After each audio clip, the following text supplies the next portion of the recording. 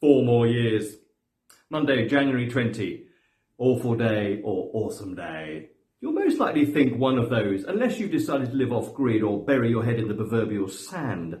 Monday, January 20th, is the inauguration of the 47th US President, who was, of course, the 45th US President. Former President Donald Trump becomes President Donald Trump again. And ever since his re-election last November, there's been a sense of, can this be real? Many can't believe that such a man, in their eyes, one who lacks integrity, truthfulness and morality, one who is a convicted felon and shows no Christian conviction, has achieved one of the highest political offices in our world. But for others, they see him in a very different light. They believe he's quite good for their country and for themselves.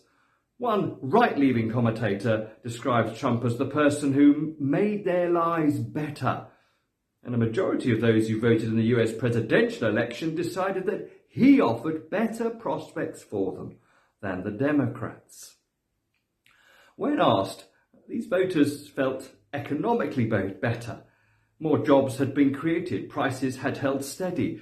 The same commentator listed Trump's domestic justice reforms, such as airport breastfeeding spaces, paid parental leave, cleaning up the oceans, trimming sentences for the disproportionately imprisoned, though he still believed in drilling for oil and putting America first. Many are fearful of Monday, but those US voters felt they could stomach 4 more years. Many remain fearful of Monday, but I cling to the confidence that God is sovereign. Even Trump's head can be turned by God, as was Pharaoh's, Nebuchadnezzar's and Pontius Pilate's. The biblical writers affirm this sovereignty of God. Psalm 22 verse 28, dominion belongs to the Lord and he rules over the nations. Psalm 47 verse 8, God reigns over the nations, the kings of the earth belong to God. Acts 17 verse 26, he made all the nations. He marked out their appointed times in history and the boundaries of their lands. And Romans 13 verses 1 and 4, there is no authority except that which God has established. The one in authority is God's servant for your good. In such days as these, it's good to remember God remains sovereign, even over America, even over its 47th president, and also over those other rulers, presidents and despots we look aghast at.